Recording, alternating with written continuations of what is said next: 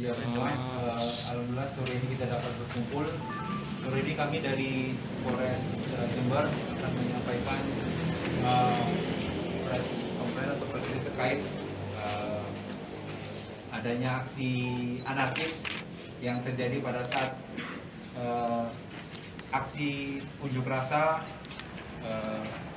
yang terjadi pada hari Kamis tanggal 22 Oktober, yang mana aksi itu dari Aliansi Jember Menggugat, ya rekan-rekan mungkin sudah monitor juga kejadiannya itu mulai unjuk rasanya sekitar jam 13.00, namun di akhir-akhir kegiatan memang ada insiden pelebaran yang dilakukan oleh oknum-oknum para peserta aksi.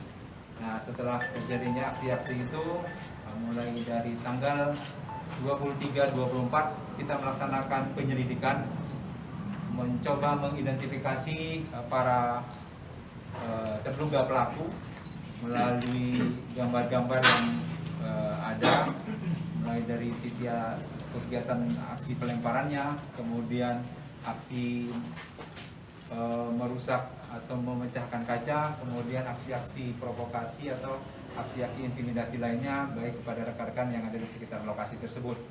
Dari hasil kegiatan tersebut, hasil penyelidikan, kemudian setelah dilakukan olah TKP, tim kita setelah selesai kejadian melaksanakan olah TKP, melihat kerusakan-kerusakan sisi depan dan sisi samping gedung DPR.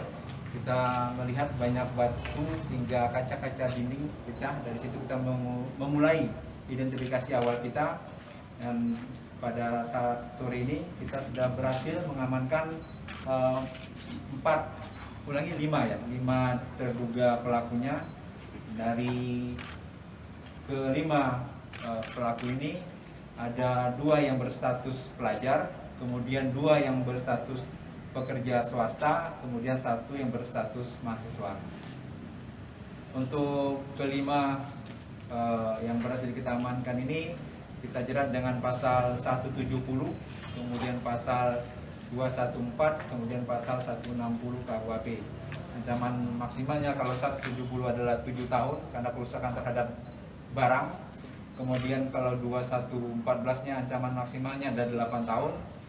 Nanti prosesnya secara detail akan disampaikan oleh Bapak Kasat Reskrim tentang peran dari masing-masing yang sudah berhasil. Kita mempunyai tim yang melakukan pemantauan mulai dari start di mana titik kumpul, kemudian proses melakukan aksi, kemudian proses aksi-aksi pelemparan.